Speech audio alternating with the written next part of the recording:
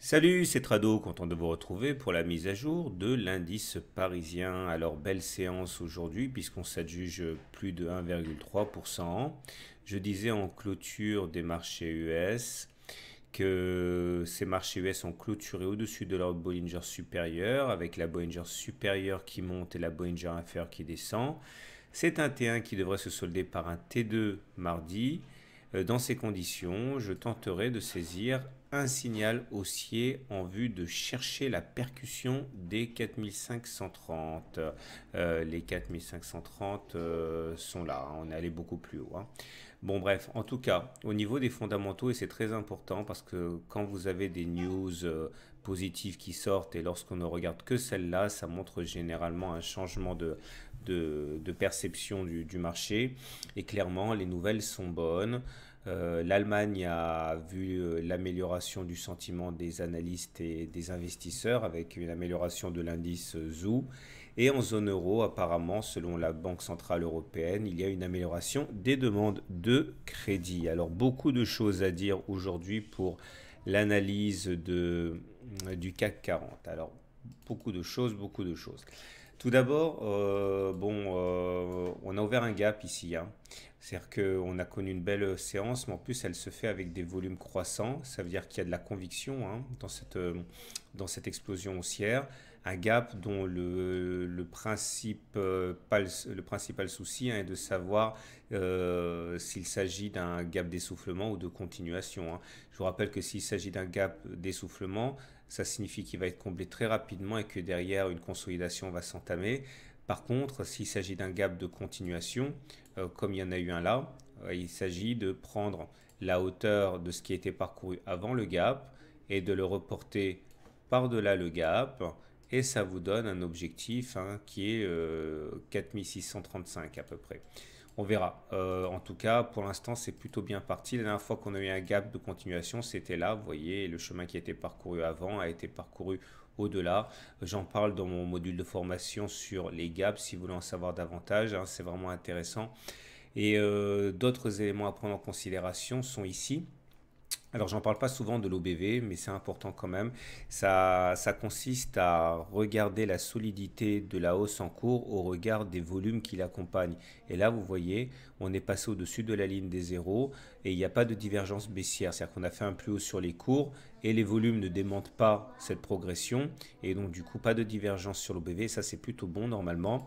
Bon, ça vient s'ajouter à la batterie d'éléments haussiers qui sont le momentum qui est au-dessus de zéro, le RSI qui est au-dessus de 50. Et puis surtout, hein, et j'en ai déjà beaucoup parlé, le stochastique qui est clairement ancré dans sa zone de surachat au-dessus de 80, c'est-à-dire la zone où il est très dangereux de se mettre à vendre à découvert, à spéculer à la baisse. Donc on peut éventuellement s'abstenir d'acheter, mais spéculer à la baisse quand on est en zone de stochastique de surachat, c'est toujours un petit peu délicat. On passe à la suite de l'analyse avec notre fameux biseau. Alors regardez, on a atteint les objectifs du biseau, hein. Là, vous aviez la partie haute, la partie basse du biseau.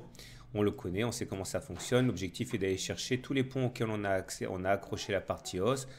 Ça a été touché ici. Puis maintenant, c'est le point haut qui a été touché. Bon, un souffle, là, on est à quelques points près, mais on peut considérer que ça a été touché. Je vais l'enlever pour gagner un petit peu en clarté.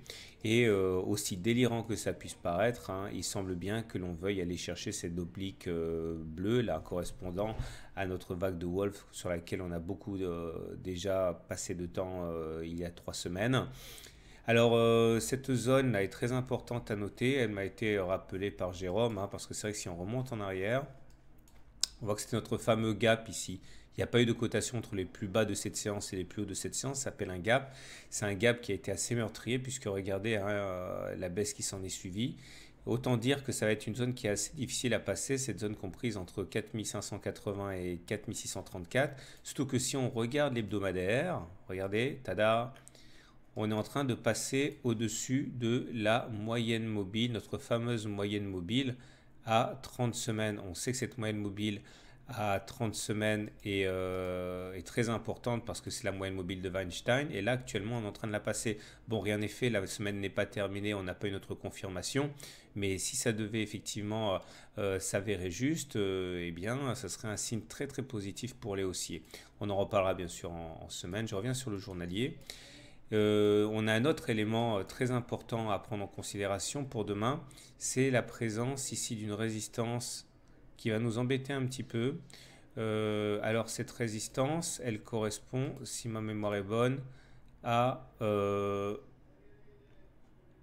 oui, c'est ça. Non, je ne sais plus à quoi elle correspond. C'est... Bon, ça me reviendra, mais ça doit être le précédent top ici, hein, qui est important. On pourra s'émouvoir du fait qu'on n'a pas réussi à clôturer au-dessus de la Bollinger supérieure. Bon, c'est un signe quand même de prudence des intervenants. Et enfin, dernière chose que je voulais mentionner sur le CAC, c'est le fait que l'avalement aussi a parfaitement produit ses effets, en ce sens qu'il était annonciateur d'une hausse demain, enfin le lendemain, hein, et effectivement ça a donné la séance du jour là.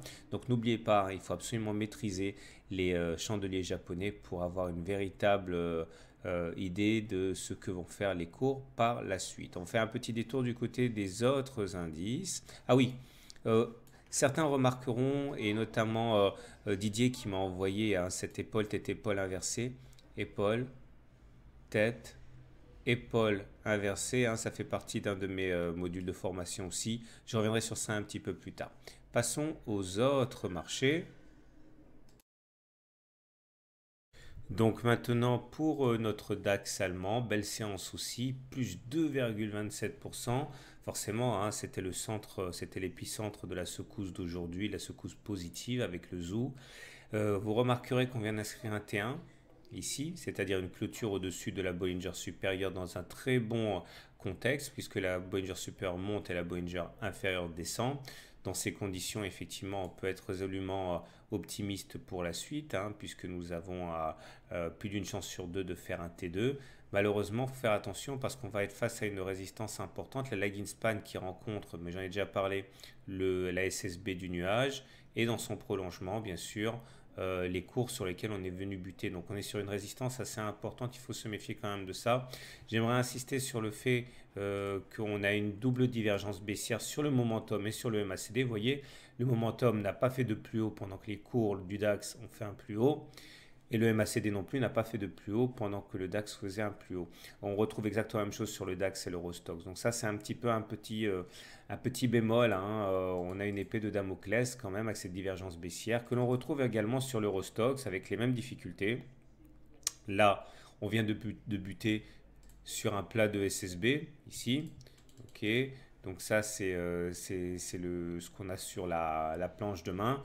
Et vous remarquerez également la puissance des chandeliers japonais, puisqu'on disait sur la séance de lundi soir qu'on avait une très longue mèche basse, ce qui montrait bien qu'il y avait eu des intérêts acheteurs et qui trahissaient mal les velléités haussières de la séance du jour. Voilà. Pour être complet, on va aller faire un tour du côté du SP500 avec une séance qui est un petit peu délicate parce qu'on est en train de travailler la Bollinger supérieure. Là aussi, on a eu un avalement haussier, mais il ne faudrait pas clôturer à l'intérieur des Bollinger, hein, parce que sinon derrière, ça voudrait dire généralement que l'on consolide, hein. Et on verra ce que ça va donner. Pour l'instant, ça se joue maintenant à très peu de choses près. On est à 2100. Il reste 1h30 de cotation. Et voilà, ça bouge, hein. Si on termine au-dessus, c'est bien. Si on termine en dessous, c'est pas bien. Et en tout cas, ça influencera grandement mon objectif de trading pour demain, que je ne manquerai pas de vous signaler en clôture des marchés US. Et toute dernière chose, on m'a demandé à plusieurs reprises, mais où il est? Je ne reçois pas ta mise à jour en clôture des marchés US. En fait, c'est pas un article séparé. Je fais mon article normal. Et puis à 22h, 23h, je mets point en clôture des marchés US. Et en fait, c'est tout en bas que je rajoute quelque chose sur mon objectif de trading du lendemain. Voilà, je vous remercie. Bonne soirée, bon trade. Et à tout à l'heure pour le point en clôture des marchés US.